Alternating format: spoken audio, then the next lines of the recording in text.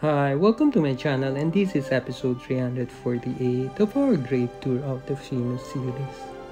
In this episode, we return to St. Therese Columbari in Newport City and Pasay in search of notable individuals like our heroes, famous celebrities, musicians, politicians, athletes, and businessmen interred in this part of Metro Manila. Come, join us to remember, celebrate the life, and visit the final resting place of a pre-war and award-winning actress who appeared in many films for almost 50 years since the 1940s. Located in the middle of St. Therese Columbarium within the chapel section, we found the crypt where the urn of pre-war and award-winning actress Paraluman was inurned. Sigrid Sofia Agata de Torres von Gies, or popularly known in her screen name as Paraluman, was born on the 14th December 1923 in Tayabas, Quezon. She was a pre-war and award-winning actress who appeared in many films for almost 50 years since the 1940s. Paraluman grew up in Lebarice Street in Manila and studied at Assumption Convent. Her mother, Tecla de Torres, was from Tayabas, Quezon, while her father, Lothar von Gies, was a German designer of iconic Bayview Hotel in Manila. Paraluman started her acting career before the war, where she appeared in 6 films produced in 1940 and 1941, including 1940 Flores de Mayo starring Leopoldo Salcedo and Norma Blanca Flor with Precioso Palma, where she used Mina de Gracia as her screen name in the film. 1941 Paraluman, her first starring role with Fernando Poe Sr. and Mona Lisa.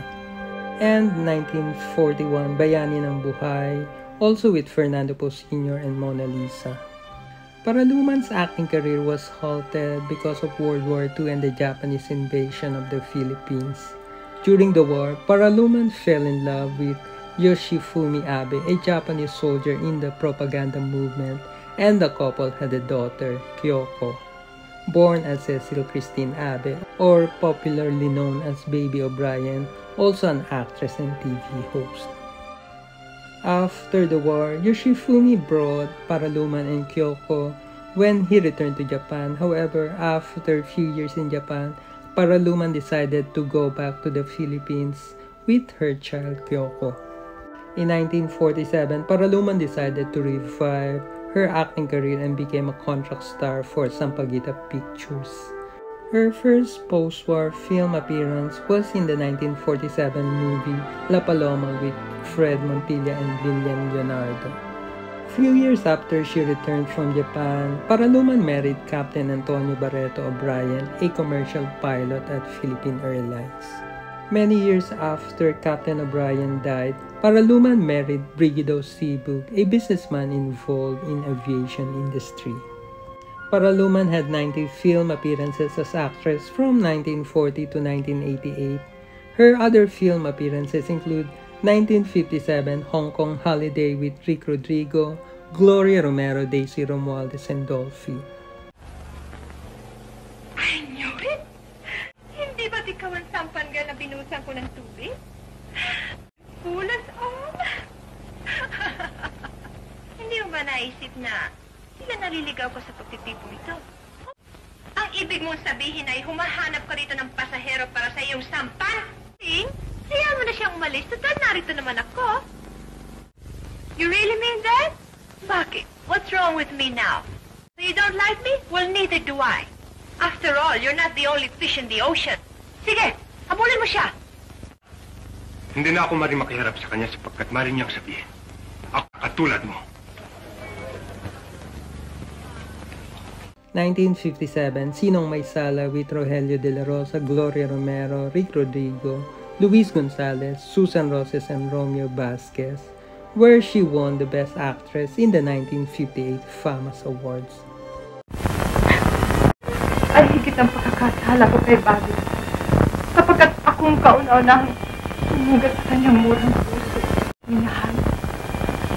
Ngunit sa halip, ako'y maging karapat-dapat sa patas niyang pagtingin. Ako pa ang nagbigay sa kanya ng kahihiyan. Ako ang dapat Nomangkin ang parusa kung meron man.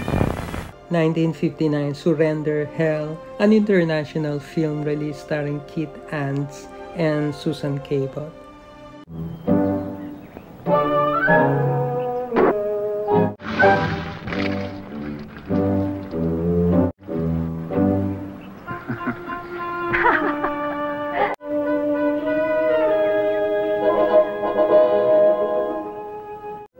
Bruno, what happened?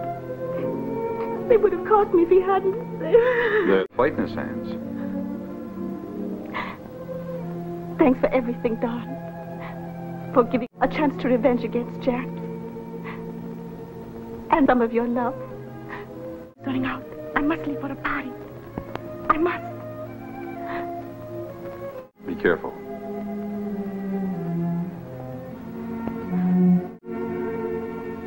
Good luck. Yes, sir. Don. But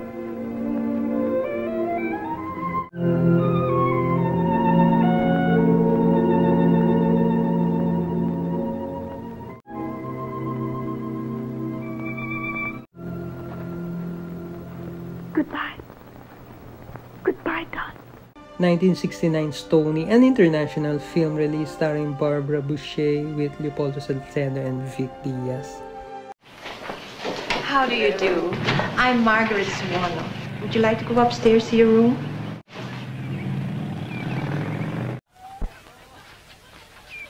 I hope you'll be comfortable. If you care, Suko can show you.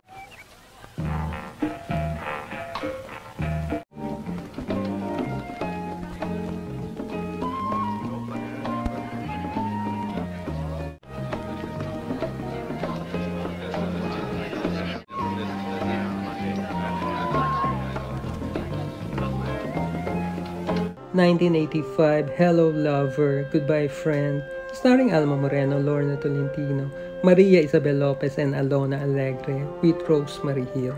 Come on, Lotta. Tell me. Sinong lalaki? Come on, Rita. What makes you think there's a man? Dear sister, remember that was 30 years ago.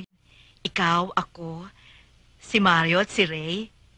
Nawala kayo ni Mario noon, di ba? My God, Rita. Ano ba nangyari? Alam mo naman ang trabaho ni Joselito, hindi physical. Para sa akin, you did right. After all, tao ka lamang. Ano? Anyway, bata pa ba siya? Gwapo? Malaki ba? You know, matangkad. Pwede ba? Huwag na natin siyang pag-usapan. Well, simple. Umuwi ka. Just act natural. Wala na yan bukas. Her last appearance was in the 1988 movie Isusumbong Kita sa Diyos, starring Joel Torre, Ricky Davao, and Jackie Lou Blanco.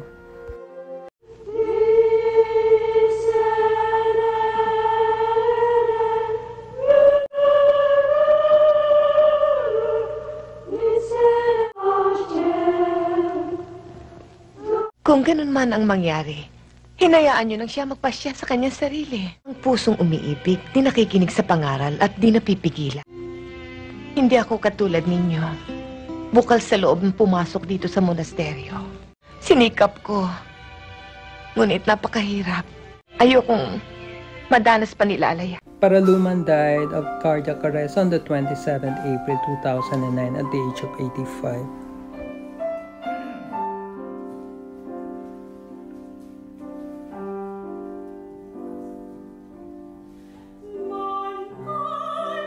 In the next episodes, we will post the video of the continuation of our visit of Manila North Cemetery and Libingan ng mga Bayani in Taguig. Later in this channel, we will also post more grave tour videos, including Manila Memorial Park and Loyola Memorial Park in Parañaque. Thanks for watching. Please do subscribe if you like my channel. See you in our next grave tour of the famous episodes.